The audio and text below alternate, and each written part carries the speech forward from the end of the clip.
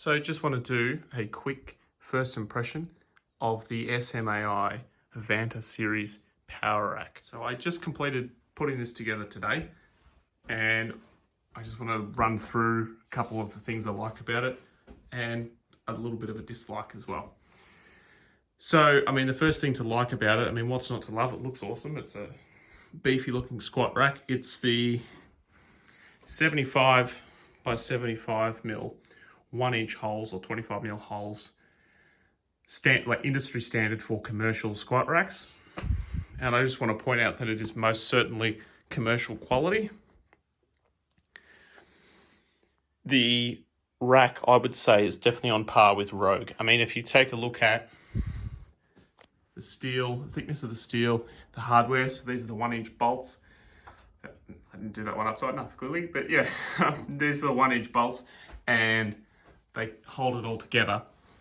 It sort of leads me into the one dislike those. So these bolts, and this is standard on almost all gym equipment, they're nylock nuts. You might be able to see that blue nylon sort of ring in there.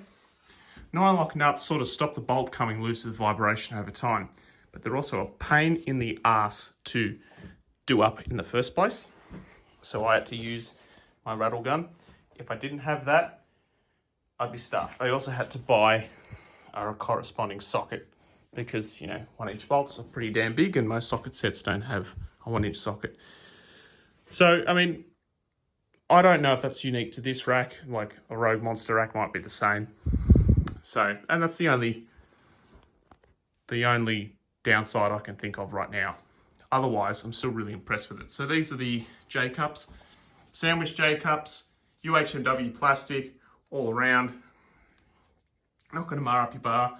Really heavy duty J-cups. And these are the safety spotter arms. Again, UHMW plastic. They're pretty long. So the spotter arms are 600 mil long, or 2 foot essentially.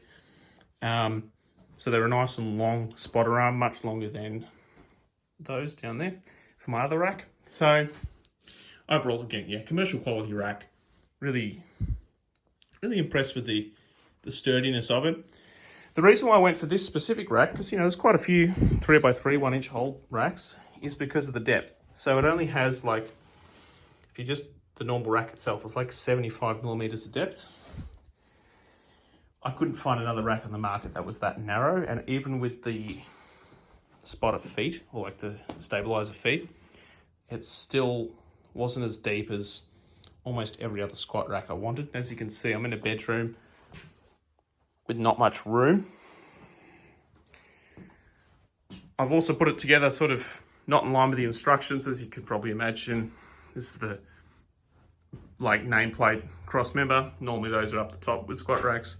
This cross member is meant to be up the top and the front, but I have a multi-grip pull-up bar on the way, which is going to just sit up the top there, and the cross members would get in the way. So I've repurposed, particularly the bottom one, for storage of attachments.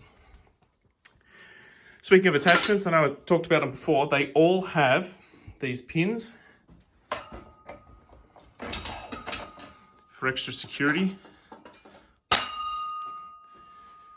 I don't think you need to have them on all the time, but it is really cool that you can really secure down all of your attachments. They're not going to go anywhere.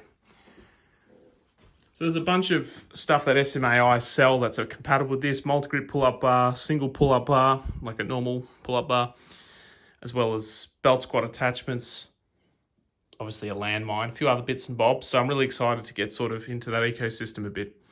Anyways, that's just a quick video, first impression, really happy with it. Thanks for watching.